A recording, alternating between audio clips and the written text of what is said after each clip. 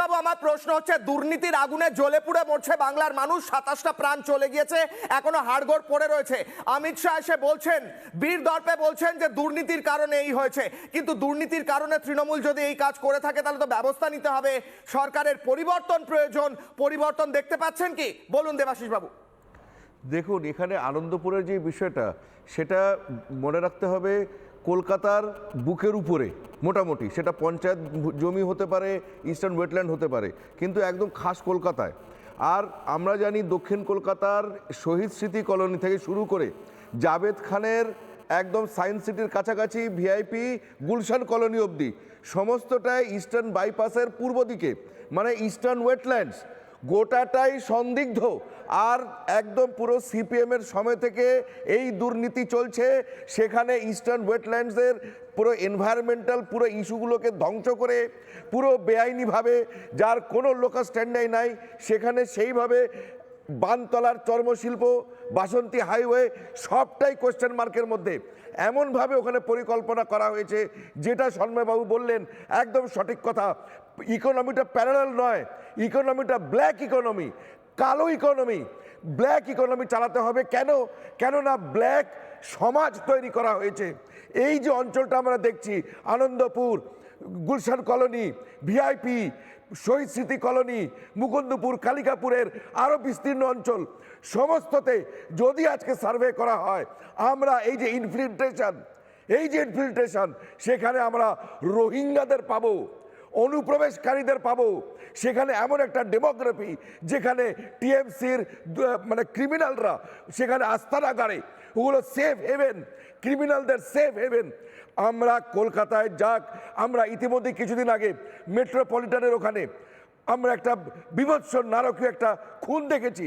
In the midnight, রাত্রিবেলা খুন করা হয়েছে সায়েন্স সিটির ওখানে বাইপাসের উপরে। কি করে ধর্ষণ হয়, রাত বিরাতে ওখানে রেপ হয়, খুন হয়, কেরম করে হচ্ছে? কেননা এগুলি সেই অঞ্চল। আজকে আনন্দপুর এটাই সেই অঞ্চল। বাবু কাউন্টার করুন, উত্তর আছে আপনার কাছে? দেবাশিস বাবু যা বলছেন তার উত্তর আছে নীলাদ্রি বাবু?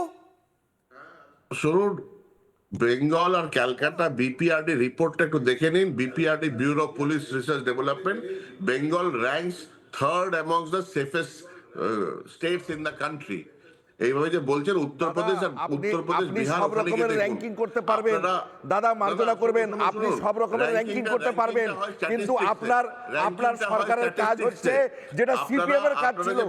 আপনার সরকারের কাজ, সিপিএম এর কাজ সরকারি তহবিল শূন্য করে রাখা। সরকারি তহবিল শূন্য থাকলে আপনার কোনো দায়বদ্ধতা নেই, আপনি মানুষের কাজ করবেন না। তাই আপনার সরকারের তহবিল ট্রেজারি শূন্য, কিন্তু আপনার দল টিএমসি কোটি কোটি টাকা ইনকাম করছে। আপনারা ব্ল্যাক ইকোনমি দিয়ে, ব্ল্যাক সোসাইটি, এই ওয়েস্ট বেঙ্গলকে আপনারা কালিমা লিপ্ত করছেন because of the black economy. আপনারা সরকারি তহবিল, গভর্নমেন্টের রেভিনিউ, যেটা সন্মেদা বললেন, গভর্নমেন্টের রেভিনিউ আপনাদের শূন্য, একদম সরকারের ভান্ডার কোনো টাকা নেই, কিন্তু টিএমসি কোটি কোটি টাকা খরচা করে। এই টাকা কোথা থেকে আসে? যে সরকারের কাছে মায়না দেওয়ার টাকা নেই, সেই সরকারি দল এত কোটি কোটি টাকা কোথা থেকে? সেটা তো বোঝা যাচ্ছে। এর জবাব আগে আপনি দিন। দুর্নীতির কথা উঠছে তো স্যার, আমি শোনাই। এক সেকেন্ড, আমি প্রত্যেকের কাছে আসি, প্রিয়ন্তীর কাছে আসি, সজল দাও জয়েন করবেন এরপর। আমি আসছি স্যার, দেবাশিস বাবু আসছি। কোটি কোটি টাকার দুর্নীতি, প্যারালাল ইকোনমি, ব্ল্যাক ইকোনমি, এই শব্দগুলো উঠে আসছে তো। দুর্নীতি তো, দুর্নীতির প্রমাণ দিতে হবে, তৃণমূলের দুর্নীতির প্রমাণ দিতে হবে। তৃণমূলের নেতারাই তো তৃণমূলের দুর্নীতির কথা বলেন, বারবার শুনিয়েছি। তৃণমূলের নেতারা বলছেন দুর্নীতি হচ্ছে, দলের একাংশ দুর্নীতি করছে, বলেননি তৃণমূলের নেতারা? অমিত শাহ কি বলছেন তৃণমূলের দুর্নীতি নিয়ে? শুনবো, ডিবেটের পরের অংশে আসবো, দেখুন।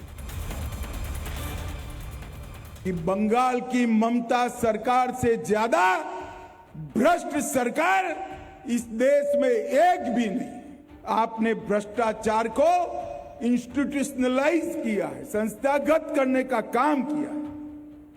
आपकी आंखों पर भतीजा के प्यार का मोतियाबिंब लग गया है। आपको भ्रष्टाचार नहीं दिखाई पड़ता। मैं थोड़ा बता देता हूं। कैश फॉर क्वेरी घोटाला आपके शासन में हुआ, शिक्षक भर्ती घोटाला आपके शासन में हुआ, एसएससी घोटाला आपके शासन में हुआ, नगरपालिका भर्ती घोटाला आपके शासन में हुआ, गाय तस्करी का घोटाला आपके शासन में हुआ, राशन का घोटाला आपके शासन में हुआ, मनरेगा घोटाला आपके शासन में हुआ, पीएम आवास का घोटाला आपके शासन में हुआ, 10 लाख करोड़ के घपले घोटाले भ्रष्टाचार आपकी सरकार कर रही है। নানা ধরনের কন্টেন্ট দেখার জন্য লাইক করুন, শেয়ার করুন আমাদের ফেসবুক পেজ, সাবস্ক্রাইব করুন আমাদের ইউটিউব চ্যানেল। পাশাপাশি অন্যান্য ব্রেকিং নিউজের জন্য অবশ্যই চোখ রাখুন রিপাবলিক বাংলায়।